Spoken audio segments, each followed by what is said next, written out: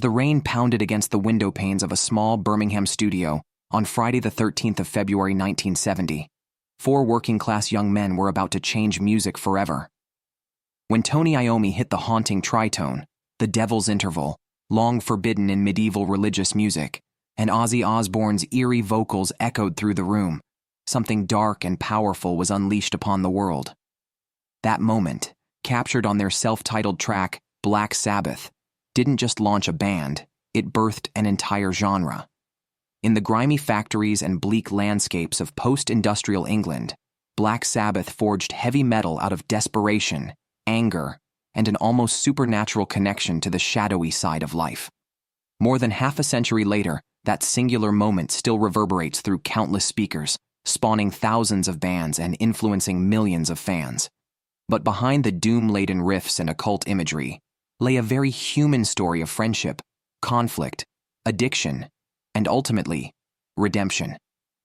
This is the story of four unlikely prophets who looked into the abyss and brought back the sound that would define generations of outsiders. The story of Black Sabbath begins in the industrial wasteland of Birmingham, England in the late 1960s. Tony Iommi, Geezer Butler, Ozzy Osbourne, and Bill Ward were products of their environment, a working-class city of factories, smoke, and limited opportunities. Before they would become metal pioneers, they were simply young men looking for an escape from the grinding poverty around them. "We were just trying to find a way out of the factories," Iommi would later recall. "Music was our only chance." The band initially formed as the Polka Tulk Blues Band in 1968, soon changing their name to Earth. They played blues-heavy rock, covering tracks by Cream and Jethro Tull while developing their sound in the Birmingham club circuit. But the trajectory of the band, and music history, changed forever on the last day of Iommi's factory job. Working a sheet metal press, 17-year-old Iommi lost the tips of two fingers on his right hand in a horrific industrial accident. For a guitarist, this could have been career-ending. Instead, Iommi fashioned homemade thimbles from melted plastic bottles to extend his damaged fingers, and began tuning his guitar down to reduce string tension, making it easier to play. This downtuning created the signature heavy, dark sound that would define the band. "That accident was terrible," Iommi said in a 2013 interview. "But without it, we probably wouldn't have had the sound we did." The band's shift toward darker material came when Butler, their primary lyricist, noticed people lining up to see a Boris Karloff horror film called Black Sabbath. Intrigued by the public's fascination with the macabre, the band wrote a song of the same name, inspired by an ominous figure Butler claimed to have seen at the foot of his bed after reading an occult book. Earth officially became Black Sabbath in August 1969, and their transformation was complete. Geezer Butler's interest in occultism, combined with Ozzy's unique, almost pleading vocal style, Ward's thunderous drums, and Iommi's newly detuned guitar, created something that stood in stark contrast to the peace and love ethos of the late 60s. Their self-titled debut album, recorded in a single day in October 1969 and released in February 1970, arrived like a storm cloud in the era of flower power. Opening with the sound of rain, tolling bells, and that infamous tritone riff, Black Sabbath, the song introduced Black Sabbath, the band, to an unsuspecting world. The album also featured NIB, with its unforgettable bass introduction, and The Wizard, showcasing Osbourne's harmonica skills. Though dismissed by critics as noisy and simplistic, the album resonated with youth hungry for something that reflected the darkness they felt in a world of Vietnam, social unrest, and fading hippie idealism. Black Sabbath had found their voice, and in doing so, created the blueprint for heavy metal. The working-class kids from Birmingham had stumbled upon a sound that would echo through the decades, though none of them could have predicted just how far their influence would reach. Black Sabbath's transition from underground curiosity to global phenomenon happened with startling speed. Despite critical derision, with Rolling Stone infamously dismissing their debut as discordant jams with bass and guitar reeling like velocitized speed freaks all over each other's musical perimeters, their first album reached number 8 on the UK charts and number 23 in America. The establishment might not have understood what was happening, but fans certainly did. The band wasted no time capitalizing on this momentum, releasing their sophomore album Paranoid in September 1970, just 7 months after their debut. Originally titled WARPIGS, changed by their label to avoid controversy amid the Vietnam War, this album would become their defining masterpiece. The title track, written in the studio in just 25 minutes as an afterthought to fill album space, ironically became their biggest hit. "We never thought Paranoid would be a single," Ozzy later remarked. "We did it as a filler track in about 25 minutes." But it was the album's deeper cuts that cemented their reputation. The anti-war anthem, WARPIGS, the science fiction nightmare, Iron Man, and the haunting Planet Caravan showcased the band's surprising versatility.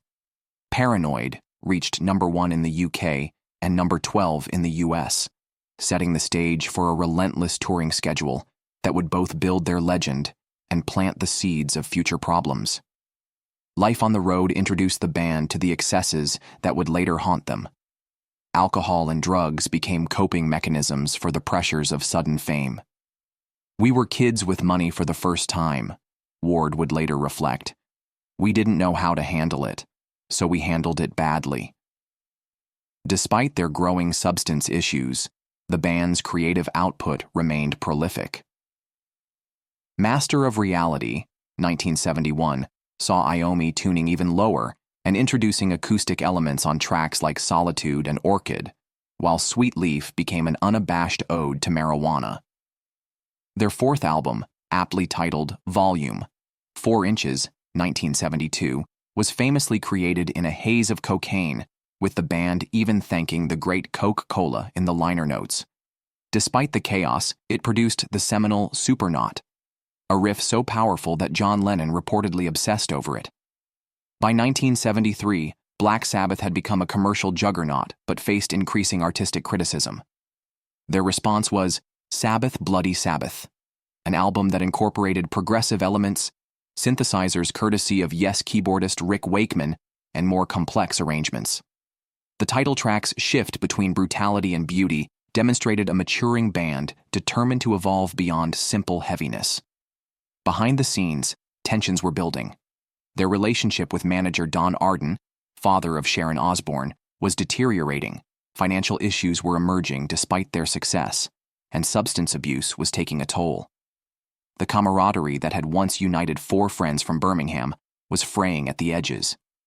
Nevertheless, this period established Black Sabbath not merely as a successful band, but as the architects of an entirely new musical language. Every metal band that followed would have to reckon with the template they created. Their brooding aesthetic, down-tuned guitars, emphasis on power over technique, and unflinching lyrics about dark themes provided the foundation upon which an entire genre would be built. As the mid-70s approached, Black Sabbath stood at their commercial peak, but internal cracks were widening. The breakthrough period had cemented their legacy, but the price of success was beginning to come due. By 1975, Black Sabbath had ascended to the rarefied air of rock royalty. Their 6th album, Sabotage, represented both a creative high point and a reflection of their increasingly chaotic lives. Even the album title referenced their ongoing legal battles with former manager Don Arden. Despite the behind-the-scenes drama, tracks like Symptom of the Universe, with its proto-thrash riffing, and the epic Megalomania showcased a band still capable of evolution and innovation. "We were fighting with our management, fighting with our record label, and sometimes fighting with each other," Butler recalled. But somehow, the music kept coming. While Sabotage maintained their artistic credibility, 1976's Technical Ecstasy marked the beginning of a commercial decline. Featuring a more experimental sound, including disco influences on It's All Right, sung by Ward rather than Osbourne, and the keyboard-heavy Backstreet Kids, the album alienated many core fans. The supporting tour revealed a band increasingly at odds with itself. Ozzy Osbourne, whose substance abuse had escalated dramatically, briefly quit the band in 1977 before returning for what would be his final Sabbath album of the era, Never Say Die. Released in 1978, the album's attempt to incorporate new wave elements failed to recapture their earlier magic. Despite the title track becoming a modest hit, Tensions within the band had reached a breaking point. In April 1979, the inevitable occurred. Black Sabbath fired Ozzy Osbourne. His rampant alcoholism and cocaine addiction had made him increasingly unreliable, and the band's patience had exhausted. "We had no choice," Iommi would later say. "It was him or the band at that point." What could have been a death knell instead became a renaissance when they recruited former Rainbow vocalist Ronnie James Dio. Smaller in stature than Osbourne but possessing a powerful, operatic voice, Dio brought a completely different energy to Sabbath. His arrival coincided with Bill Ward's temporary departure, replaced by Vinny Appice, creating a significantly different lineup. The result was 1980's Heaven and Hell, an album that not only revitalized the band, but stands among their most acclaimed works. Dio's fantasy-oriented lyrics replaced Osbourne's earthier approaches, while his melodic sensibilities pushed Iommi's compositions in new directions. Tracks like Neon Nights and the grandiose title track introduced Black Sabbath to a new generation of fans. Mob Rules followed in 1981, continuing their commercial resurgence. The Dio-era Sabbath toured successfully worldwide, though old-school fans remained divided about the new direction. This incarnation ended acrimoniously in 1982, when Dio departed over a dispute regarding the mixing of the Live Evil album. The next chapter proved even more surprising when Deep Purple vocalist Ian Gillan joined for one album, 1983's Born Again. Despite a bizarre album cover featuring a demonic infant, which Gillan himself despised, and a mismatched stylistic pairing, the album performed respectably, reaching number 4 in the UK. But as the mid-1980s approached, stability remained elusive. A revolving door of vocalists followed. Glenn Hughes, Ray Gillan, and Tony Martin all took turns fronting various incarnations of the band. Through it all, Tony Iommi remained the one constant, keeping the Black Sabbath name alive even as their cultural relevance waned in comparison to their glory days. The peak success period of Black Sabbath demonstrated both their commercial appeal and artistic resilience. Even as the original lineup fractured, the band's willingness to evolve and adapt ensured their survival when many of their contemporaries faded away. The Dio era in particular proved that Black Sabbath was more than just Ozzy Osbourne's band. It was a musical institution capable of weathering even the most dramatic personnel changes. The late 1980s found Black Sabbath in a curious position. Revered as legends, yet struggling to remain relevant in a metal scene they had helped create, but which had since evolved beyond them. Tony Iommi, the lone original member, continued steering the ship through turbulent waters with vocalist Tony Martin fronting the band for a series of albums that, while commercially modest, maintained a dedicated following. "I never considered stopping," Iommi later reflected. "Sabbath was always my life, and I felt responsible for keeping it going." Meanwhile, Ozzy Osbourne had defied expectations by launching a tremendously successful solo career under the management of his future wife Sharon, ironically, the daughter of the band's former manager, Don Arden. Hits like Crazy Train and Mr. Crowley established him as a metal icon in his own right, complicating the legacy of his former band. The first signs of reconciliation appeared in 1985 when Iommi, Butler, and Osbourne reunited for the Live Aid charity concert. Though this was a one-off performance, it planted seeds for what fans desperately wanted, a proper reunion of the original lineup. The 1990s brought increased recognition of Sabbath's historical importance. Bands like Pantera, Soundgarden, and Metallica openly acknowledged their debt to the Birmingham pioneers, introducing younger listeners to their catalog. This resurgence of interest culminated in the creation of Ozzfest in 1996, a touring festival headlined by Osbourne that showcased both established acts and newer bands influenced by Sabbath. The long-awaited reunion finally materialized in 1997 when Osbourne, Iommi, Butler, and Ward announced a series of live shows. The resulting live album, Reunion, featured 2 new studio tracks, including the Grammy-winning Iron Man 98. Though internal tensions remained, particularly between Iommi and Osbourne, the financial and critical success of these shows made continued collaboration inevitable. The early 2000s brought further validation when Black Sabbath was inducted into the Rock and Roll Hall of Fame in 2006. Though they continued touring intermittently, the prospects of new material seemed remote until 2013 when the band, minus Ward, who declined to participate due to contractual disputes, released 13, their first studio album with Osbourne in 35 years.